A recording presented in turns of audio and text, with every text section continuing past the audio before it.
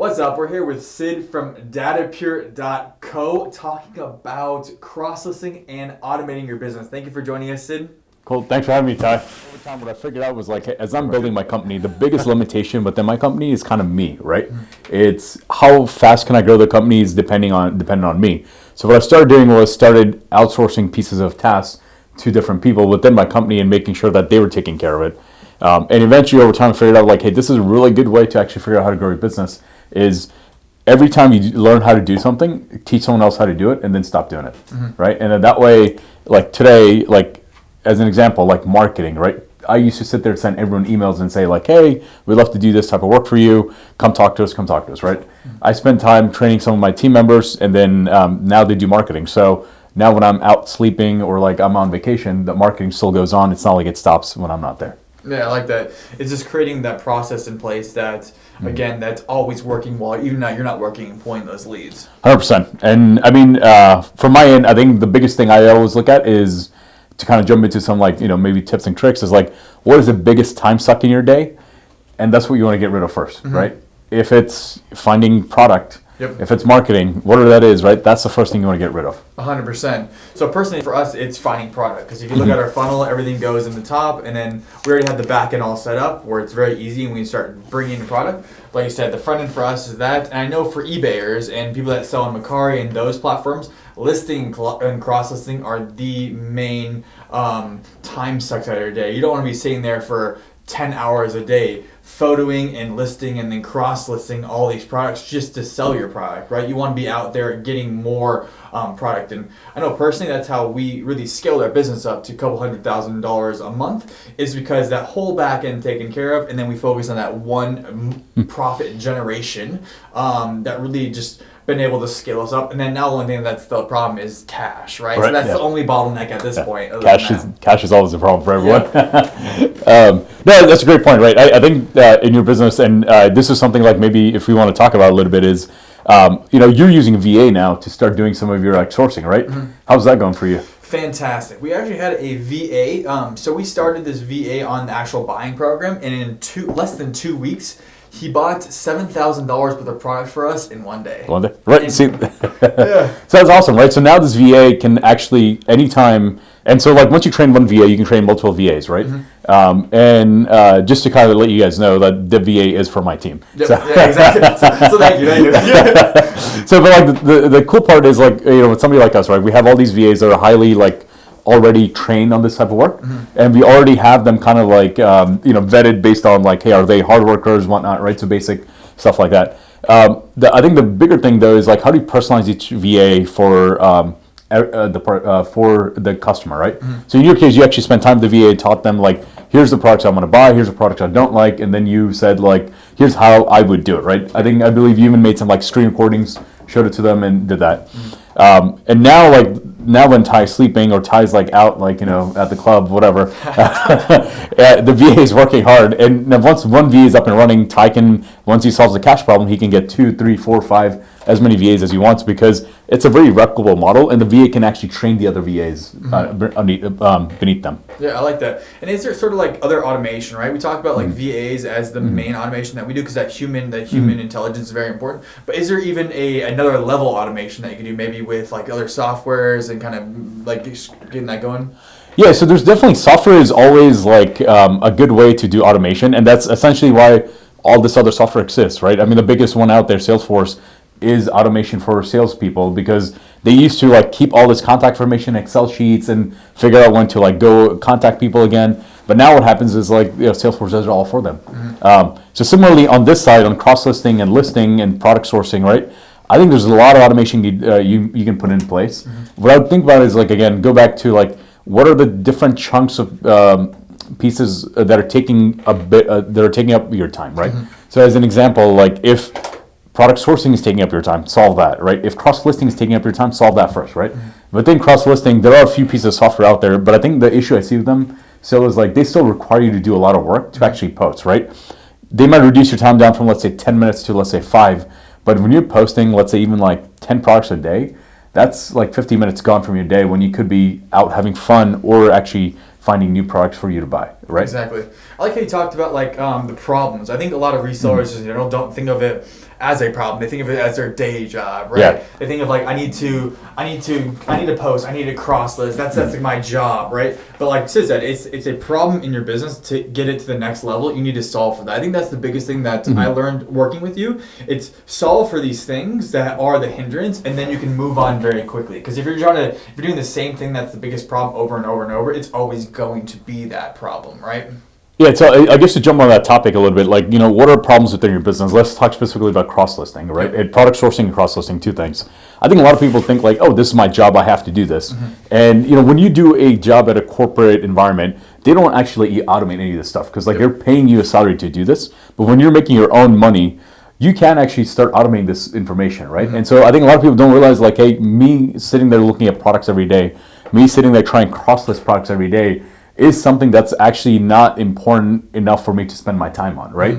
Once you learn how to do it, you can train other people to do it and then just stop doing it altogether. I was talking to one of our other customers, Aaron, and he was telling me like how he spends a lot of time, he doesn't actually cross-list at the moment because it's a real big pain for him, right? And then when he wants to actually cross-list, he's saying I was going to take up so much time, like I can't then find my own products, right? And this was funny because I think about 2 months ago, I don't think he actually saw this as a problem until we started talking. And he was like, oh, like this is actually a big problem for me to sell my product faster, right? And so now with him, what we're doing is we're basically cross-listing every single one of his products. So every day what we do is we go grab his eBay list and then list his products on Mercari and Poshmark, which allows him to actually now, what it does, interestingly enough, is like if you go on Google, and search for that product, it takes up the top 3 listings, right? So Poshmark, Mercari, eBay are paying for that search listing on Google, and his product now shows up of the top like 8 or so. He takes up 3 of those spots because he's listing on all 3. What it does in return is basically allows him to sell the product faster. So now you not only are you like listing this product without actually spending time on it, so you're freeing up your day, but also you're moving your product faster. So now you can make more money. So let's say you're moving $1,000 worth of product in 30 days, you could potentially move it in 15 days, and you can actually now make more money on that. I think that's an interesting topic. Like, it's in my personal opinion, it's all about attention, right? So when you, like Sid said, when you cross this on 3 different platforms, 5 different platforms, 10 different platforms, you're gathering all this attention. Because if you're only selling on eBay alone, or if you're only selling on Mercari, or you're only selling on Poshmark, let's say that product listing gets 10 views a month, right? But then if you do it if you post on 3 different 7 locations, that's 30. There's 30 people actually looking at your listing rather than 10. So you have a 3x% chance better to sell that product, get your money out, continuing to scale on top of that, and then putting your money back into that funnel and getting your return out 10 times faster, or 3 times faster. Yeah, I think Chris from Daily Refinement, he kind of pointed this out to me, which I didn't even think about. He's like, look, when I sell product, for me, if I can make lower margin, but I can move it twice as fast, that's worth more for me than actually higher margin and moving it slower, right? That was one of the biggest eye-opening things for me, at least in this, and I was like, oh wow, that's actually interesting, right? If you have, let's say, even like a 25% lower margin, but you sell twice the amount of product that month, that's actually a lot better than selling like the highest margin product, but then selling half of it. Yep, 100%. It's that volume rather than just 1 or 2 high-end products, right? Yeah, and so like, I think when you talk about specifically like a cross-listing business, right, or even like a product sourcing business, what you want to look at is like, let's talk about the buckets where people actually spend a lot of time. Yep. Right, the biggest bucket is if you're doing product sourcing is finding the products and then listing them online. Right, that's basically, those are your 2 big jobs that you have to do. And the third piece is like having enough cash, but there's no real automation yet for that, right? One day. But like, so let's say 3 biggest buckets that like are limiting you from making more money. It's again, to summarize, it's like finding the product itself and then going online and listing the product. And then third is the cash. And then on the cross-listing side, it's now taking the same products that you've already listed in one spot and putting them in other locations. So let's say you listed on eBay today. What if you could list it on Mercari, Poshmark, OfferUp, Let's Go? Like, you could list it on all these sites, but you're going to spend a lot of time doing it. So what you want to do is like now look at like, okay, how do I take these buckets that are taking up a lot of my time and automate them? You may not be able to do 100%, but even if you can do 50% automation, that's still 50% less time you have to do on the same menial jobs. I like your bucket thought process, and I think even like where is like the top bucket, and like how does like the lines go down, right? It's kind of interesting. I know you talked about like the cross listing and the listing are like on the bottom in that structure. Once that structure's in place, you can just pump items through very, very quickly, right? And then your whole business changes from you personally posting, you personally listing, cross listing, to then you're just pushing things down this funnel that just like distributes it really quickly, and then you get a lot more sales very quickly, right? Yeah, an example I'll pick up from like actually Chris again from Daily Refinement. Love like how he does stuff, right? Yep. He's a mastermind in kind of like automation as well, Yeah. right? And so like so what he was telling me like and what he's doing with us, right? Which I found very interesting as I was starting to work with him closer and closer is. He's actually saying like, hey, everything I have on my eBay store, take it and just list it on Poshmark and Mercari, right? Yep. And there are a couple of tools out there, but what I found out was, and I'm not gonna name any, but what I found out was he had to actually spend time even on them to list them, right? And so he had to like make sure the data was accurate when it came over, and then he had to make sure like the number of characters was just the correct piece. So he gave that over to us, and what we do with him now is just basically Chris just posted on eBay, and then like that day it's posted on Mercari and Poshmark. So when he like sees his business, right, it's just that product sourcing side. That's all he's spending time on now, and listing it on eBay. Everything else is just kind of automated. And the other piece that like actually we're starting to do now is delisting it for him, right? So the product sells, we automatically delist it for him. We get an email alert saying like, hey, this product has sold. All Chris has done is basically set up a forward alert. So anytime he gets an alert saying like, hey, this product has been sold, he forwards that to us automatically through a you can set this some Gmail automation forward. So he does that, and then now we just delist it for him. So now if you think about his business, it's like, what is he really spending time on? Like on Poshmark Mercari, he's really spending zero time trying to sell the product. Exactly. Right? And it just sells for him on its own. But the other piece that like I think eventually we're going to try to target with him is actually just listing the product online, right? It's how do you just basically become, eventually what if Chris could just become the guy that just buys the shoes from somewhere, and he doesn't have to worry about actually selling them. He just kind of sends it over, we list it, do everything for him, and now his business is 100% automated. That's the scale we're talking about, right? Like once we're able to put those things in place, we become like an Amazon, as in like they handle the back end, which is the best thing about selling on Amazon is they handle the back end. That's what we're trying to do with Chris and other resellers that are in this processing mastermind. And once that's done, it makes it so much easier to scale, right? Yeah, I mean, honestly, like it's all about like I look at it like, hey, how much money can I make on my time, right? And this is like I was talking to someone that they were like, hey, look, I make a lot of money, but like if you look at it on a hourly basis, I make less than minimum wage because I'm spending like 14, 15 hours every day working, right? And so what's interesting is like if you can actually say like, okay, cool, like let me look at like where I spend my most time and where can I like increase my margins the most. At the end of the day, it's a margin game, right, on your time. So like let's say you value your time at like, I don't know, like $20 an hour. Start looking at like where you're spending time and where people can do it for you for less than $20 an hour, right? That's how you want to play this game, is essentially say like, what is the value of my time and how can I reduce it? Oh shit. No, I like the margin thing. I think that's another thing that a lot of people don't think about. They talk like it's all about like I'm trying to find the best products right now, but then the actual margin at the end of the day is really what the take home is, right? Or what you can invest to build out your business and what you can invest to keep growing, right? I know a lot of resellers, that's something that doesn't even come across their mind. It's just, I need to find good products, and then it's like, I need to post this, and then I'm shipping, right? It's that whole business mindset. I know personally, 2 years ago, that wasn't there, right?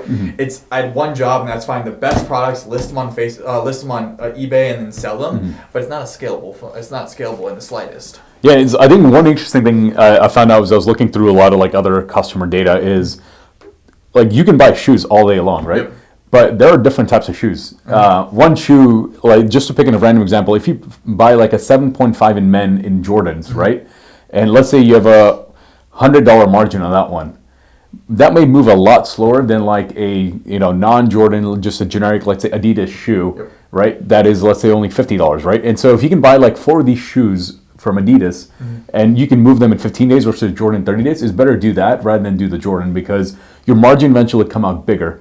So it's, to your point, you don't need the perfect product. You want to look at like your margins, right? And your margins are based off of not just that particular product, but your time as well.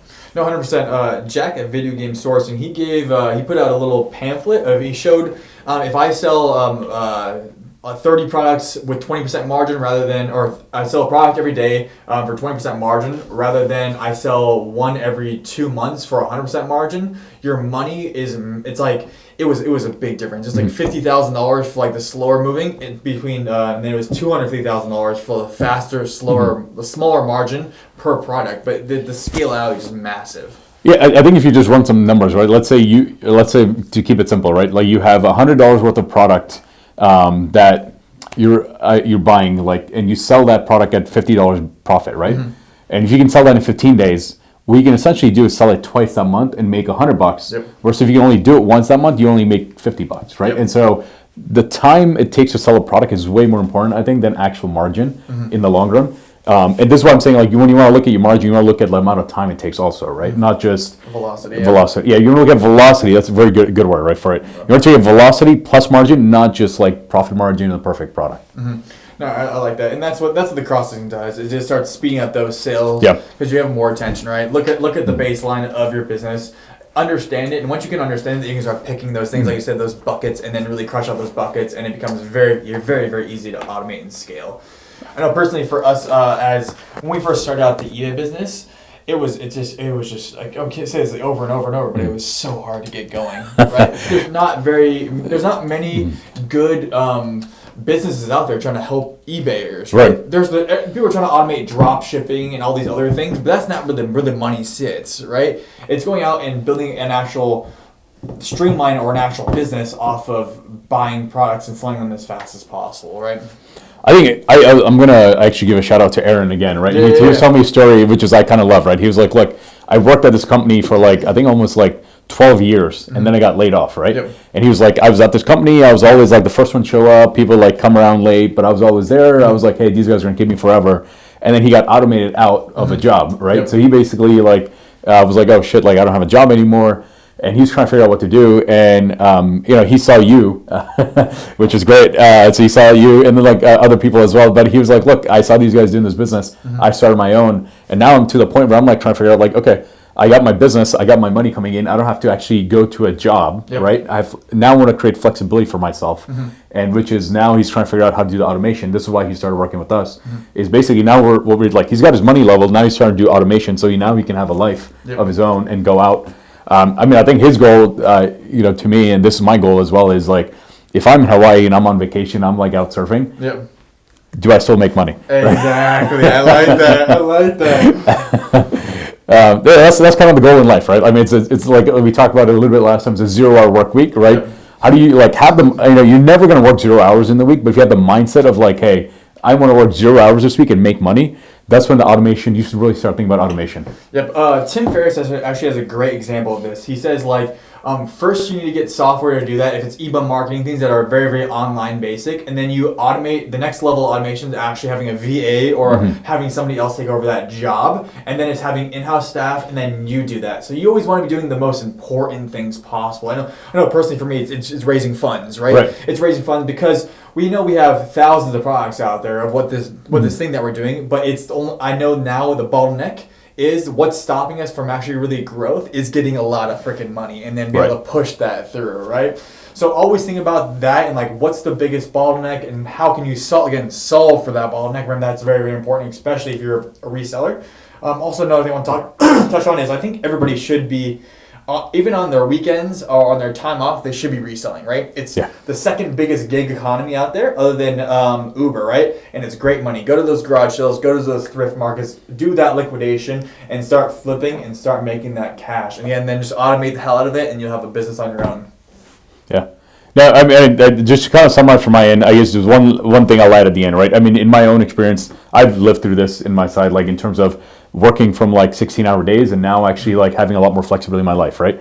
So I was like, if you're trying to grow your business, to kind of like Ty's talking about, you want to work on weekends and like go out and actually get the best products, automate the other pieces of that are not as like, margin making, right? You going out and finding products and thrifting is probably going to make you higher margin than you actually just listing them online, right? So you want to do at the end of the day, like time and velocity, optimize on those two, and then figure out like, okay, this stuff like where I can just have other people train, let them do it for me. And then let's talk about the mindset, right? What's the mindset? I know I got my own opinion. I want to get yours as well on like why people aren't automating, why people aren't growing their business in the way that they want to. What's that mindset there? I think it's interesting, right? I think the number one for people is like, oh my God, I have to pay a little bit of money to do this, right? Yep. And it's like if you start looking at like that way, you're never gonna automate away. And I used to do that too. And I was like, oh shit, I'm gonna have to pay someone for this. Oh man, let me just do it myself, right? And I realized like the amount of time I spend on it is not really worth it because I want to grow my business to a bigger level, right? Yep. I can always keep doing this and optimizing it. So I think the difference is like when you have somebody.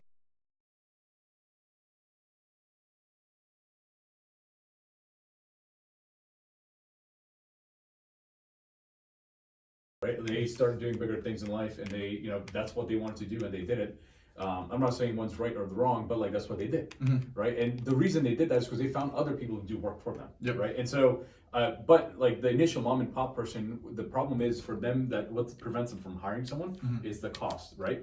And so what you need to do is basically start figuring out like, hey, this will be a cost, but this is for a good long-term cause for me, and I'm going to do it, and just make sure that like the investment I do now is going to pay off dividends in the long run. Yeah, no, I like that. Is that extra cash, right? $1 here, $1 there, to actually grow your business. It's insubstantial. If that couple bucks means so much, you need to decrease your living expenses, right? Yeah. Because your business isn't your piggy bank. Like that's the thing, right? It should not be. Your business should be thriving. It should be able to thrive on its own, and not you pulling out cash. I know personally, right? Like once we hit growth, like and we were making money, if I was starting pulling out cash, growth would have stopped instantaneously, right? But instead we're doing other things, like we're building out funnels, we're building out the next products, we're building out our own products, we're building out cross-listing stuff as well. That cash and that small living expense, I know if you guys have seen the videos, I used to live in my own warehouse, and before that my mom's place, right? So even making 6 figures, like you need to decrease that living expense, which is really important.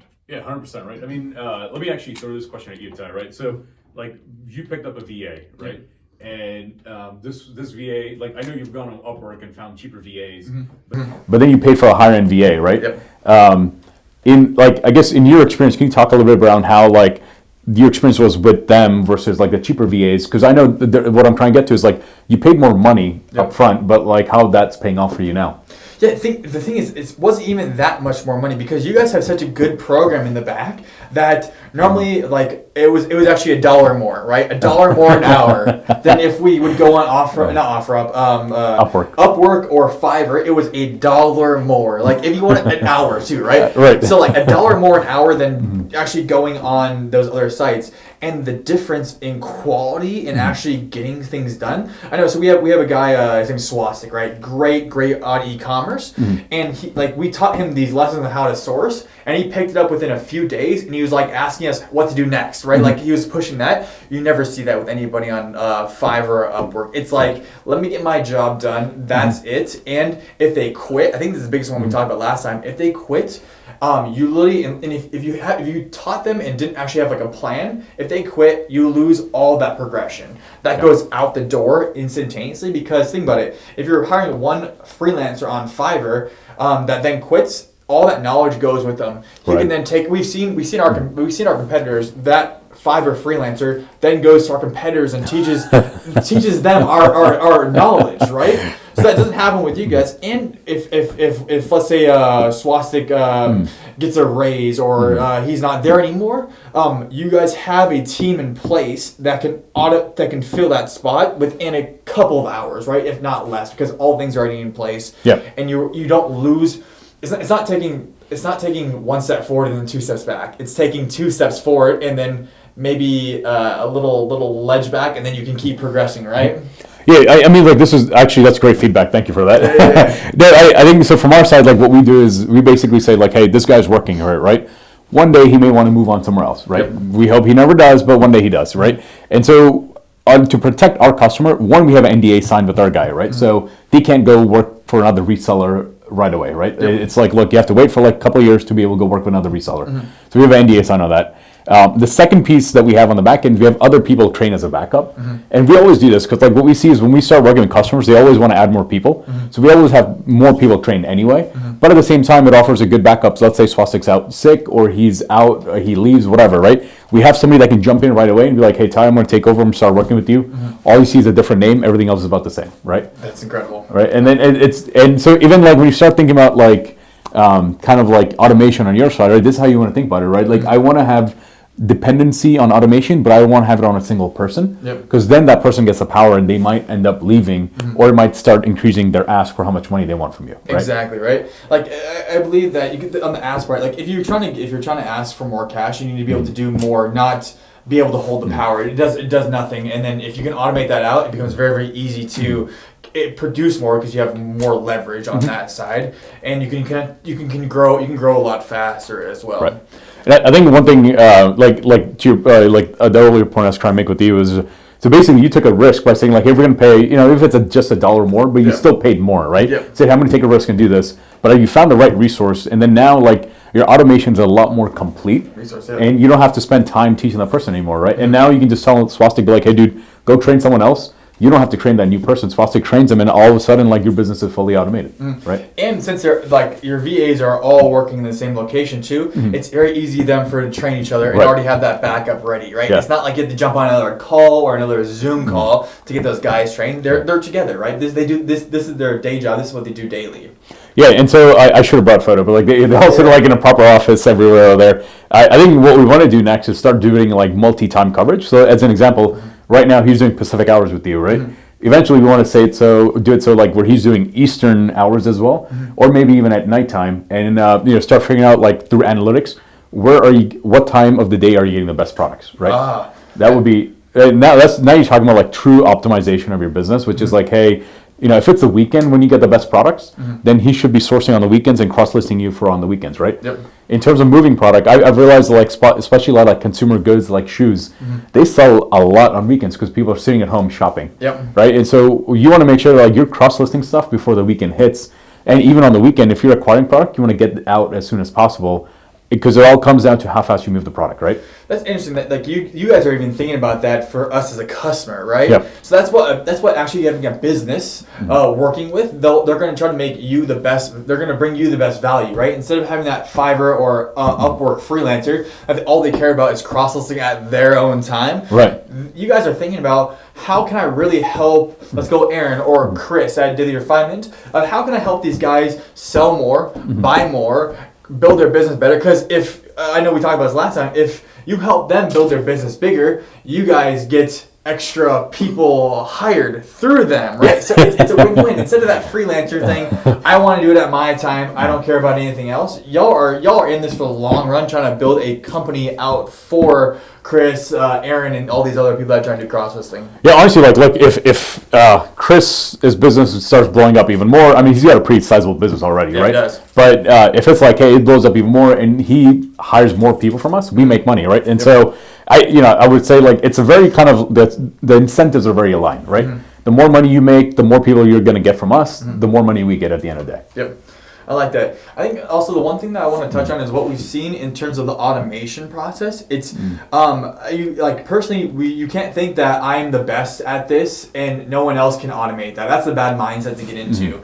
That really slows down growth in anything, and you really probably shouldn't even be a leader in a company if you have that mindset, thinking that I'm the only person that can do this project. Because really, even personally, I know everything I do can be automated and taking over, right? I'm not looking to hold on to that one job because it's job security. You want to be growth. You want to build that growth with other people. Once you get out of that mindset, it becomes very, very easy to scale, because then you look at your time more valuable. How can I increase the output I can on my time by automating all the work I can, so then you can even free up your time to do things that you want to do more, right? Yeah, I mean, for me, like, it starts off with like, look, I always assume I'm automatable, and I want to be, right? Because as a business owner, what you want to do is actually work the least number of hours and make the most amount of money, right? And if you have this philosophy in your mind, you're always gonna, at the end of the day, aim for a higher growth business and end up actually having flexibility in your life, right? I mean, I think the advantage of owning your own business is the fact that like you can do whatever you want at any time, and having something like this where you can automate things away helps you achieve that flexibility in life. No, yeah, again, it's all about flexibility. How can we build that flexible thing out as best we possibly can? And it does two things. When you aim for flexibility, I think you end up achieving a higher growth business, or bigger business, and also having more flexibility, right? Because the mindset you have to have is just like, how do I automate this piece of work away? Right. What I realized was like when I was starting off my business, is I would spend time with every customer interaction. I would spend time like understanding everything with them, which is great early on because I really understood the market inside out. But then I started training my team on how to do it, right? And so what that does is now frees me up to do bigger things, which is acquiring new customers for us. Again, top of the funnel, what does the biggest impact? What you want to spend your time on, it does a big impact. I know like for you, it's cash. Sorry. Exactly, right? And so, you just want to, I think for everyone out there, mostly people, audience for this, like it's going to be like, I think cash plus finding products and then selling them, right? And the cash is the one thing you can't solve for. And so you want to solve for the other thing, which is like finding new products and then selling them. How do you solve for that? Automate those pieces away. Let's jump back on the topic of how you guys are actually looking at what's best for the customer and the different time zones. I know, like you said, like shoe sales are the highest on the weekends, so you want to be able to process a shit ton of things on the weekends, right? Yeah. And I mean, so we have a team of people that work, right? So we have over like 250 people. And so we have the flexibility of staffing them at multiple office hours. So let's say Swastik, he works the U.S. Pacific shift, right? We can also staff someone to work the U.S. Eastern shift. We can staff someone to work the U.K. shift, or we can staff someone to work like the India shift, right? And so what that does, it gives you constant coverage. And then as you start buying product, you can start looking at like, hey, when I bought these products, what time did I buy these products? Or when I cross-listed these products, what time were they cross-listed and when did they sell? So as an example, like if you're waking up here every day at like 7 a.m., getting to your desk by 8 and like cross-listing product, so you get that done by 11. What if you could do that? And that's 8 to 11 is like usually when like people are like not really getting started on work. They're like out shopping, whatever, online, right? They're looking at email. What if you could start listing this stuff like 2 hours earlier? So by the time everyone gets up and running, they're seeing your product already listed rather than having to see it the next day, right? And so like just even adding on every single product 1 day less will make you a lot more money. 100%. Let's talk about like what are you looking for and like what's your business going to like doing in the future, like how you guys building it out to like even make a better product for our cross listers and our listers. Yeah, so like I'll talk about my business, and then I don't think we actually mentioned the name when we started the podcast. It's DataPure, right? And so like what the biggest problem I face in my business is I think there's a good correlation for like why automation is important, right? Is we tend to pick up a lot of different types of customers, right? And so we have a customer that is one industry and another industry, and just like a lot of different types, right? If you go to a website, which is datapure.co, you'll see that like we have a couple of types of customers on there. And so for us, the issue is like every time we have a new type of customer that comes in, we have to train them. So the reason I'm super interested in this industry is because look, once you do one thing for one cross-lister, I can train my people to do it easily for another cross-lister, right? Or if I want to do for product sourcing, it's somewhat the same, the product sourcing, but we want to just have people that can be trained, right? We do put like almost like a Chinese wall between them. So we say like, hey, if you're working with Thai, you can't work for someone else to list find products for them, right? But at least for me on the training perspective, it's easy. Like here's how you go on eBay, here's how you do this, right? And that's very easy for us to do and get up and running. So that was me automating our side of the business, which is like, look, we're going to get one type of customer only going forward, which is cross-listing and product sourcing, right? So for us, the next is like now introduction of tools, right? And so we have with Chris, Daily Refinement, Aaron, and a couple other guys, we have cross-listing kind of on point, right? Where they say, hey, we've already listed on eBay, can you just go list it everywhere else, right? And so we'll go ahead and do that. Now what we want to start doing is introducing software on there. So we're now like, let's say my guy's spending maybe like 5 minutes listing something. That reduces their time down to, let's say, like 2 minutes, 1 minute, right? And what that does in return for the customer is the cross-listing comes a lot faster also. And so like within a day, let's say you have 2,000 products, you could probably get all those listed within a day at that point, right? And so for us, the automation is dependent around that, offering those products to customers. I think you can imagine like that's like the next short-term solve for us, right? But if you imagine the long-term, it's how do you cross-list products? How do you do it automatically? How do you provide data and analytics for like, hey, I listed your product on 10 sites. Here's what the sell came from. So this is the one you want to focus on. This is the time you want to list it. And then I think the third piece down the road is like, hey, you know what? You don't even have to like list it on one source. Just send us the image. We'll list it for you. We have all this data already on our side. All you need to do is give the photo of the shoe, and we'll just list it automatically for you. I mean, because there's not that many types of shoes out there. I mean, yes, there are lots, but but like once you start going through like a few thousand a day, we start creating a database of our own of all these different products. I think it's interesting. How I've been thinking about this lately is it's digital distribution, right? Because the market is segmented or fragmented, right? Whatever the word. Fragmented. Fragmented.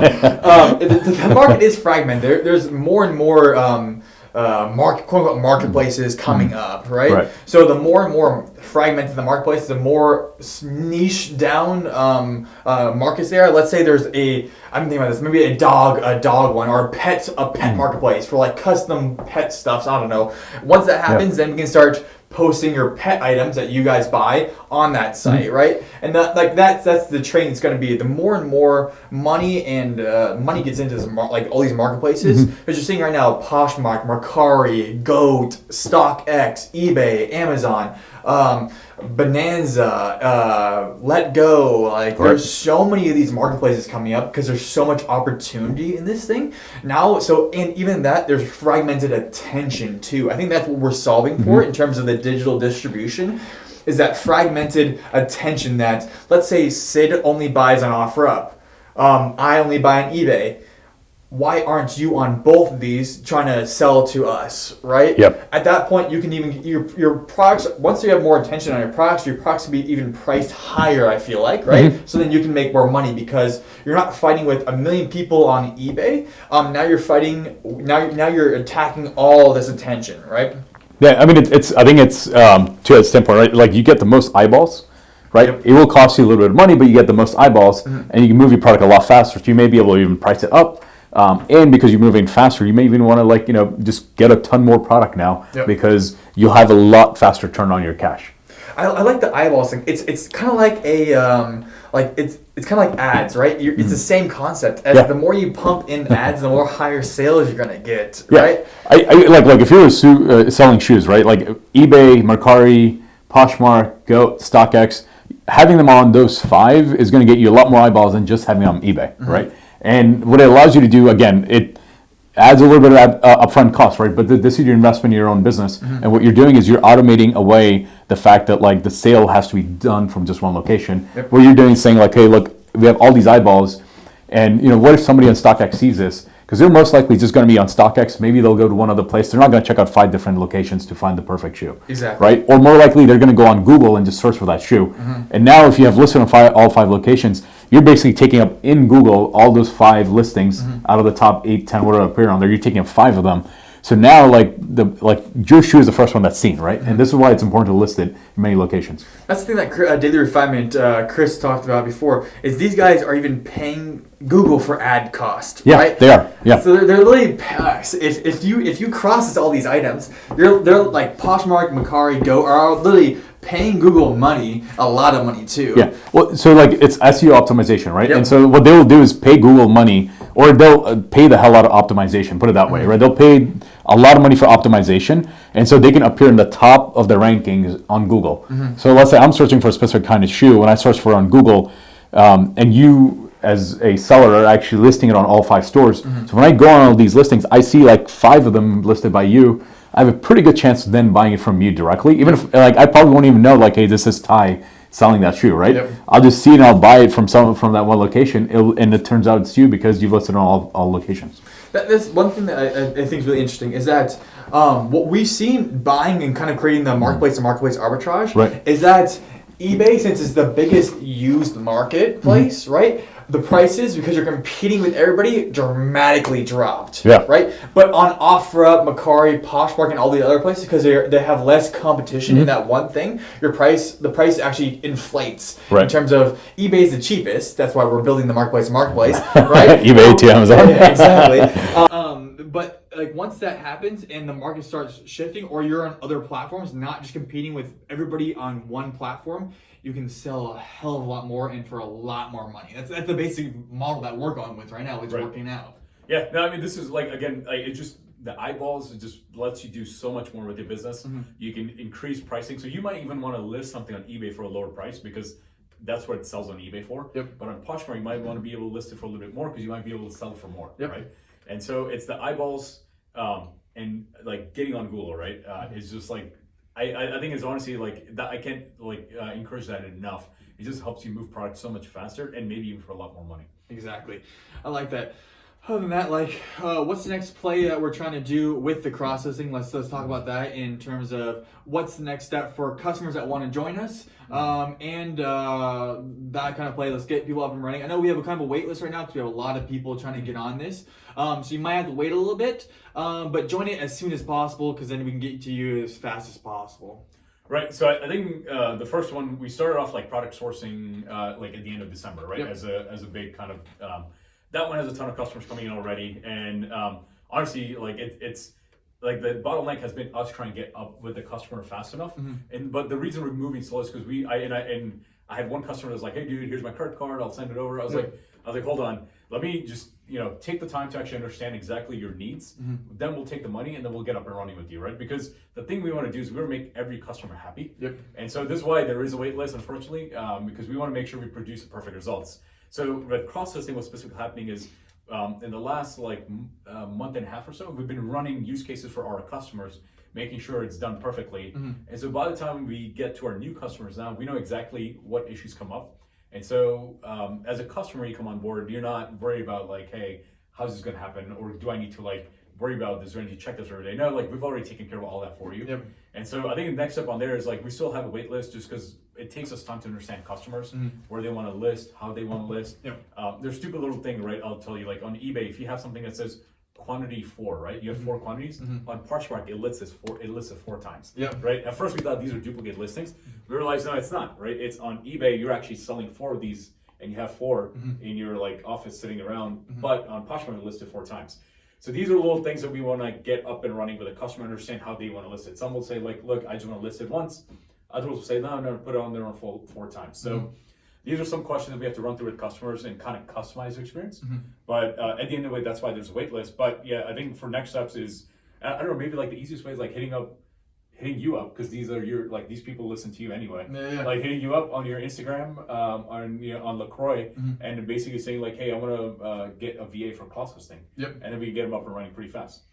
We'll also have in the description, we'll have a kind of sign-up sheet, right? So just put your name and email address and your phone number. We'll reach back out to you as soon as once we get that slot opened up. But again, if you guys really want to blow up your business, cross-listing is going to be one of the main things you need to focus on. And then next, like I said, we're going to solve that listing problem, right? That everybody has is going to be the next step after that. So we're going to try to do the whole back end for you guys as fast as we possibly can, get that up and running. Really to create value. I think you said before, we don't like we had a guy trying to throw money at us at first, right? Yeah. We don't end up we personally do well enough that we don't want to pull money off you for no good reason. We want to create value. We're trying to build a brand and a product around value, not just trying to grab your money. I know people all the time. I know Shopify and dropshippers, they're trying to sell you things all day long that have no good value. We want to create value and then really blow up our business and grow from that. Because if you don't produce value, really you don't produce anything. I mean, to me, it's a simple thing, right? If this guy paid me money this time and we didn't provide him value, he's not going to pay me again, Exactly. right? And so now, I did all this training with the VA, got him up and running, and now that's all wasted, right? And so I think it goes back to our original point. Right? We want to create value for our customers so they get big and they give us more money. Right? Exactly. And we want to handle everything on the back end as much as possible for you guys.